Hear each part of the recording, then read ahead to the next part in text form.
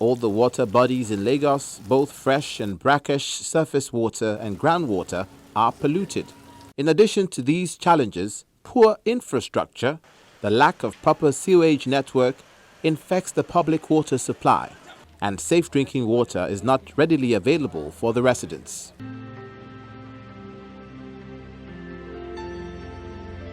When you dig deep well and you find fuel, you know that something has happened.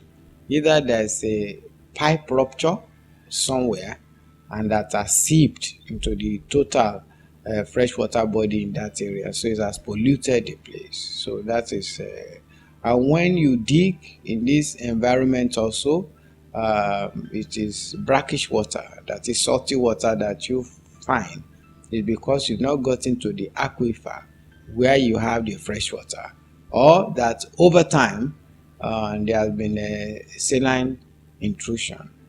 The salt water has mixed with the fresh water. This takes us back to the suggestion that in the long term, if we must continue to enjoy our fresh water the way God has endowed it, we have to be very, very meticulous and careful about the way we extract this water. It has to be professionally extracted. It cannot be just everybody punching to the heart, to the ground, and then bringing out fresh water. I'll tell you, many homes, they just deceive themselves. What they get around here is just brackish water, not fresh water. There's the need for inventory of who and how much is being pumped out. We don't know. And then there should be a very good study about the aquifer yield, on another hand. And then wastewater management in the city is too poor.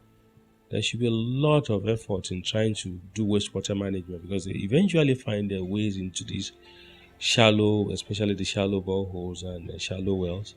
So that is key. Then the surface water too, I think there's a need to cooperate with the users along the Ogun River, the upstream. So like the concept of river basin management should be rekindled so that people can know, manage the river system very well. It's not just that in Lagos, because what comes into the Ogun River from the upstream, or whether they're using pesticide or using herbicides or using anything, is not within the knowledge of what Lagos can control here. So there should be the need to dialogue with the people upstream and the river management systems upstream, so that there is a very knowledgeable management of what is there. Because as it is now, everybody is just using the water.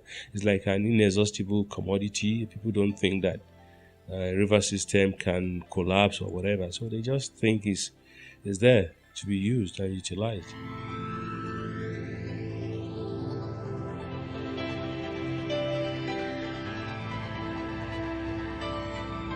Reports show that from 1985 till today, despite all the expansion projects, only 47% of people living in the metropolis were served with potable water.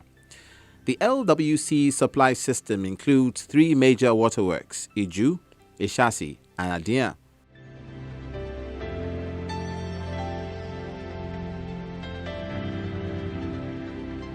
With a total capacity of 119 million gallons per day.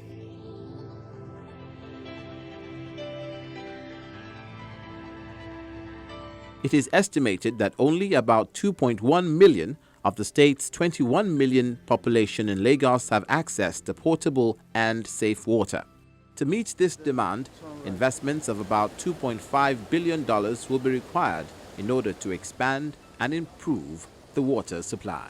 Water supply services, where they exist, are unreliable and of low quality and are not sustainable because of difficulties in management, operation and pricing, as well as due to failure to recover costs. Many water supply systems show extensive deterioration and poor utilization of existing capacities due to under-maintenance and lack of funds for operation. Additionally, the high cost of imported equipment, especially in terms of a depreciating currency and inadequate cost recovery policies, contributed to large financial deficits in many state water authorities.